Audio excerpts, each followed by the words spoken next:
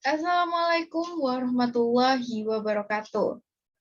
Perkenalkan, nama saya Ananda Nafisa dengan NIM 212410102034.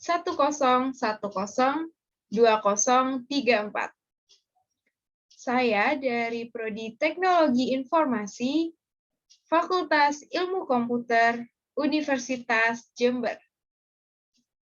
Saya dari kelas Sistem Basis Data D akan mempresentasikan hasil kerja laporan praktikum saya.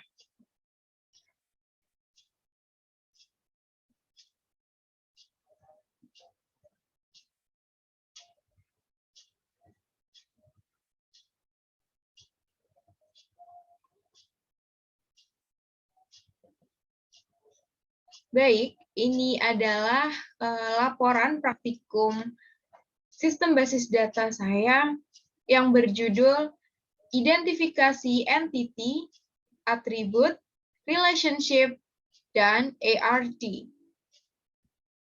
Untuk studi kasus 2. Bisa dilihat di sini ada bond. Ini adalah soal tentang bond pembelian dari sebuah bengkel. Dapat kita lihat di sini bahwa ini adalah identitas dari bengkelnya. Di sini ada nama dari bengkel, ada alamat bengkel, dan nomor dari bengkel itu. Kemudian di sebelah sini ada nomor faktur beserta tanggal. Kemudian di sini ada identitas dari kendaraan. Ada nomor polisi atau plat nomor. Ada merek dari kendaraan. Ada warna dari kendaraan. Serta ada tahun dari kendaraan itu dibuat. Di sini ada identitas dari mekanik atau pekerja. Ada namanya. Ini di sini ada nama dari pekerja atau mekaniknya. Kemudian di sini terdapat kode part, ada nama part, kemudian di sini ada kuantum, kemudian terdapat harga, kemudian diskon, dan ini ada jumlah. Kemudian di sini terdapat potongan dan total harga. Dari bond penjualan di sini, saya telah mengidentifikasi entity serta atribut. Untuk entity-nya sendiri, saya mengidentifikasikan, mengidentifikasikan di sini ada customer, kemudian ada barang atau parts, kemudian ada jenis barang, ada mekanik atau pegawai, kemudian ada penjualan, dan yang terakhir ada detail penjualan. Untuk soal nomor 1, ialah memberi nama dari relationship. Di sini saya telah membuat sebuah tabel yang berisi entity-entity yang telah saya identifikasi dari bond di atas. Di sini saya telah memasukkan entity-entity-nya seperti customer, produk atau parts, jenis barang, pegawai, penjualan, serta detail penjualan. Karena di sini memberi nama sebuah relationship, maka kita harus mencari relationship dari entity-entity yang ada di sini. Sebenarnya apa sih itu relationship? Relationship ialah hubungan antara dua entity. Seperti itu. Kita ambil contoh dari customer. Ini memiliki relationship. Jadi yang saya bold warna hijau itu artinya mereka memiliki relationship. Bisa dibaca dengan seperti ini. Data dari customer terdapat di dalam data penjualan. Parts atau produk terdapat di dalam data jenis barang. Parts atau produk juga terdapat di dalam detail penjualan. Jenis barang memuat data dari produk atau atau barang.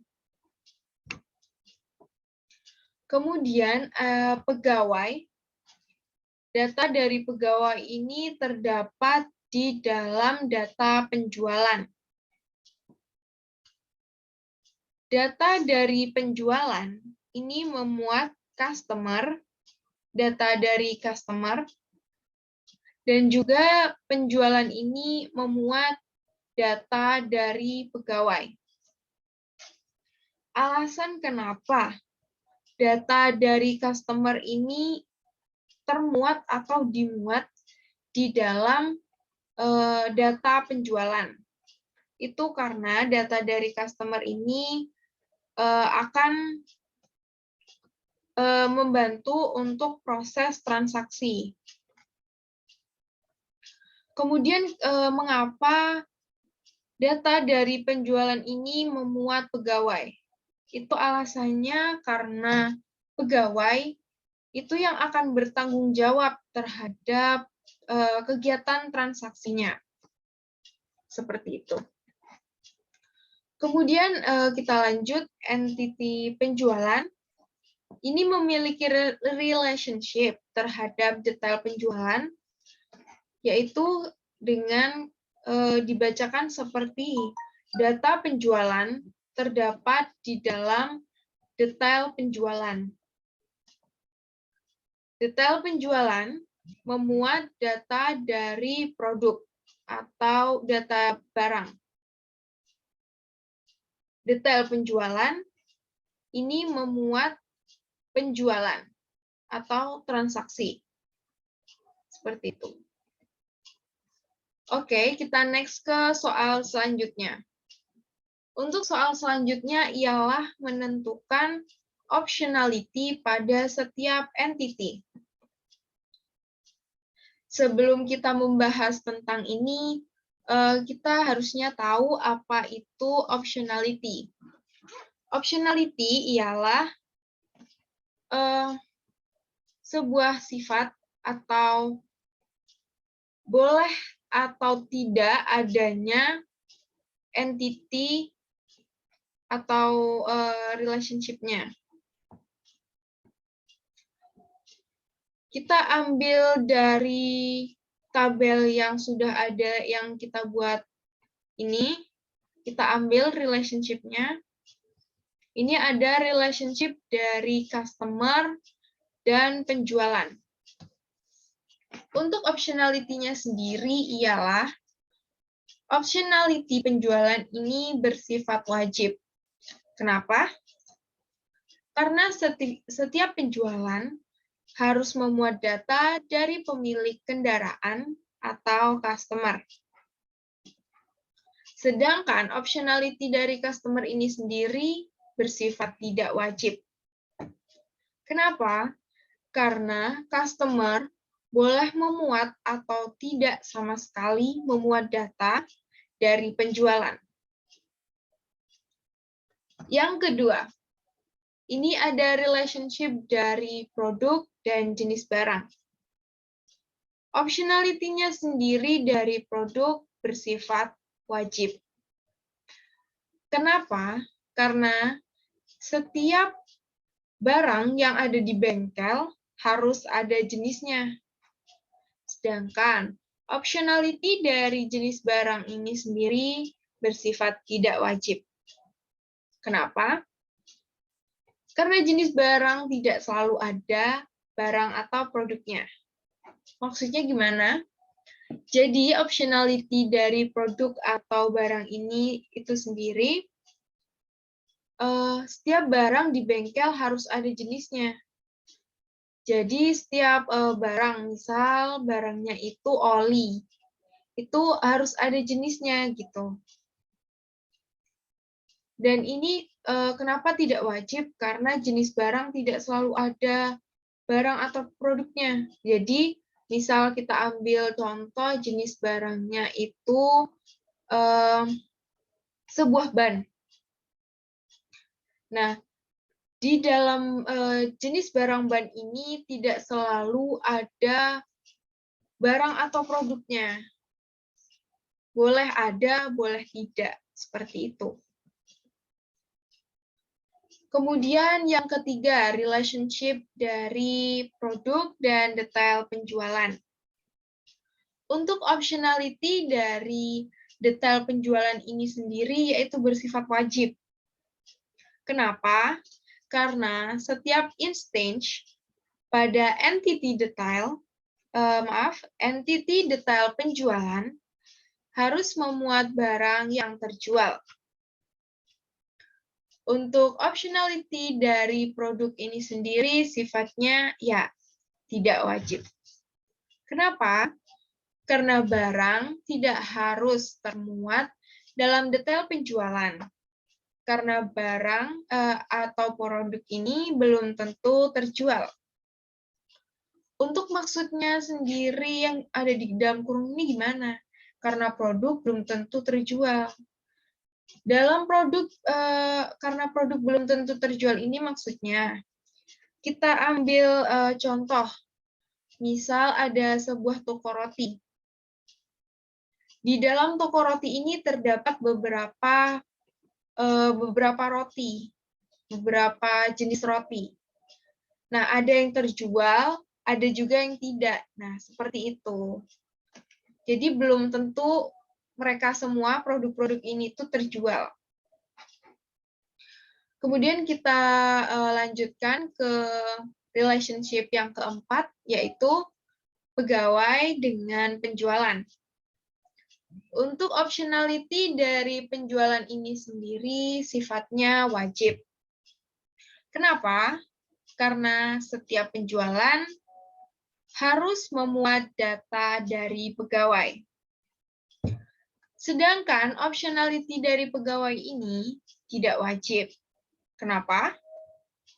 Karena pegawai boleh memuat atau tidak sama sekali memuat data penjualan. Untuk optionality dari penjualan ini kan memiliki alasan karena setiap penjualan harus memuat data pegawai. Ini kenapa? Karena seperti yang telah saya bicarakan tadi bahwa dalam penjualan ini data dari pegawai itu wajib adanya sebagai bukti bahwa dia bertanggung jawab atas transaksi yang telah terjadi. Seperti itu. Oke, kita lanjut ke relationship yang kelima dan terakhir, yaitu relationship dari penjualan dan detail penjualan. Optionality dari penjualan ini sendiri sifatnya tidak wajib. Kenapa? Karena penjualan tidak harus memuat atau belum tentu termuat dalam detail penjualan. Karena kondisinya belum tentu proses transaksi selalu terjadi. Untuk optionality dari detail penjualan ini sendiri sifatnya wajib. Kenapa? Karena setiap instance pada entity detail penjualan sudah pasti atau harus memuat penjualan berupa banyak nota selama proses transaksi terjadi. Seperti itu. Oke, kita lanjutkan ke soal nomor 3. Untuk soal nomor 3 ini sendiri yaitu menentukan cardinality pada setiap entity.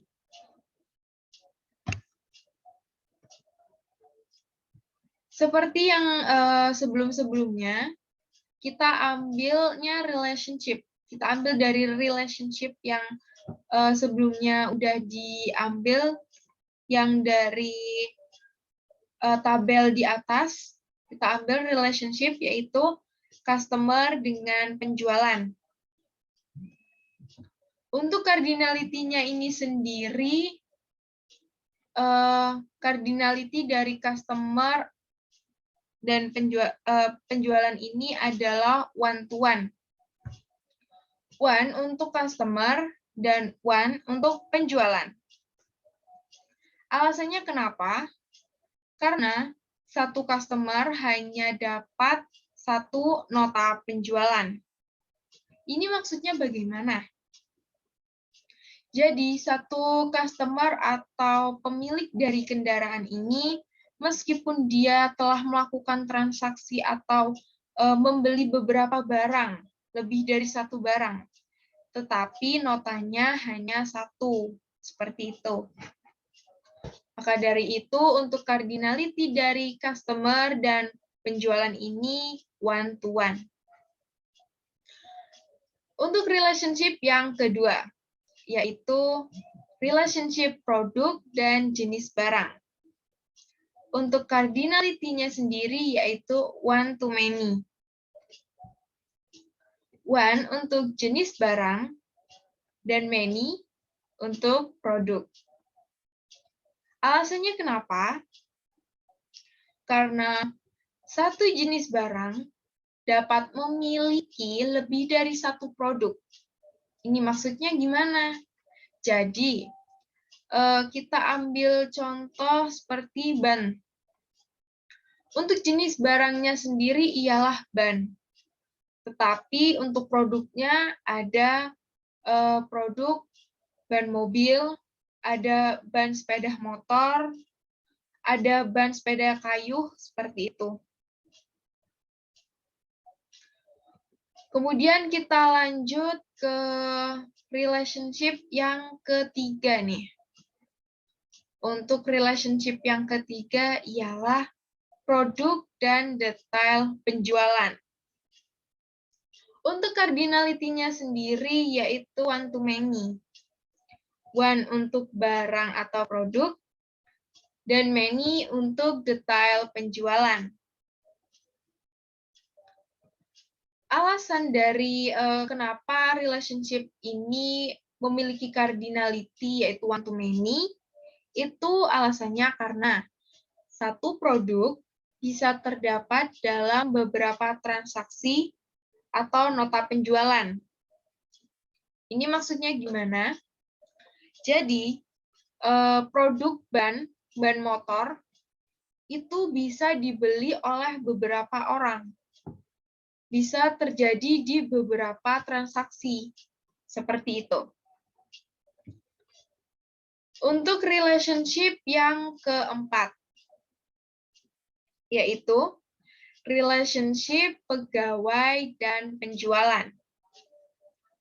Untuk cardinality-nya sendiri yaitu one to many. Many untuk penjualan dan one untuk pegawai. Alasannya kenapa? Karena satu pegawai bisa terdapat di beberapa transaksi atau nota penjualan. Nah, ini maksudnya gimana nih?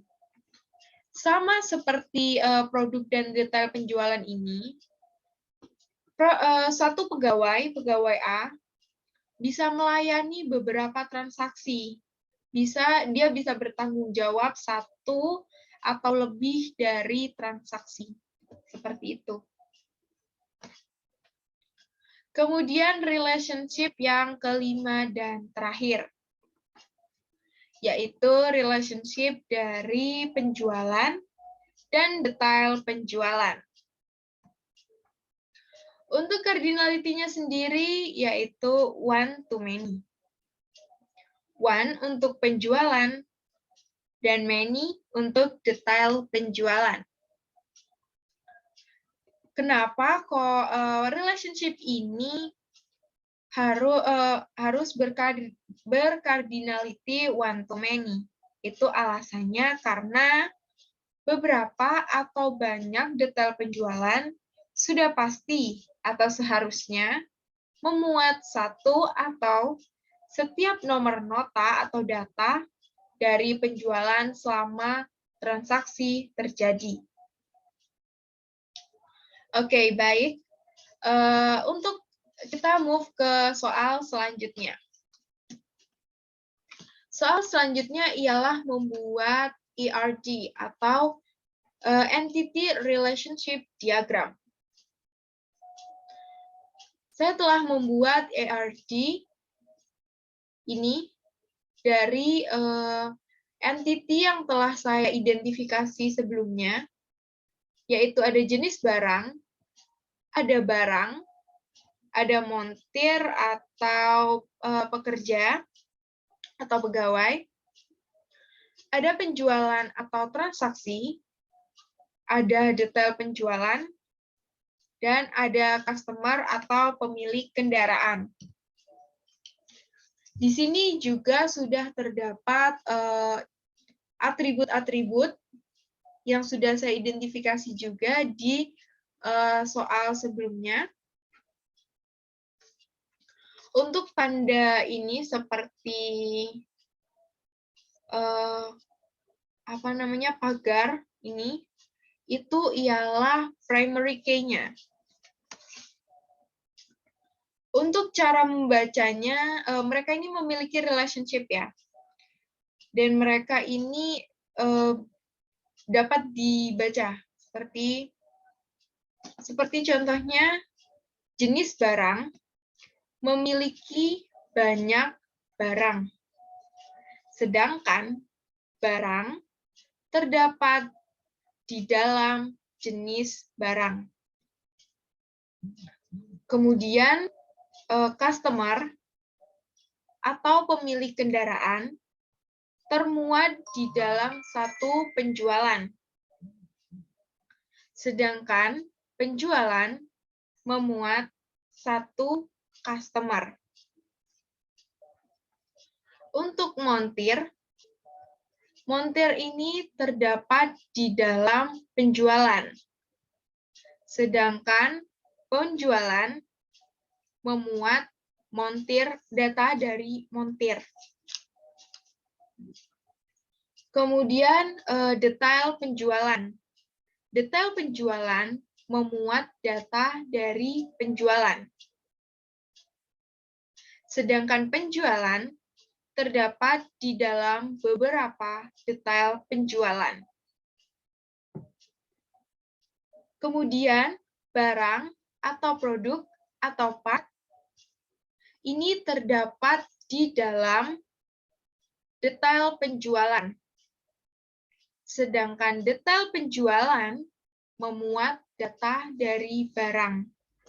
Seperti itu. Ini adalah hasil dari kerja laporan praktikum yang telah saya buat dan saya identifikasi. Untuk kurang lebihnya saya mohon maaf. Saya akhiri. Wassalamualaikum warahmatullahi wabarakatuh. Terima kasih.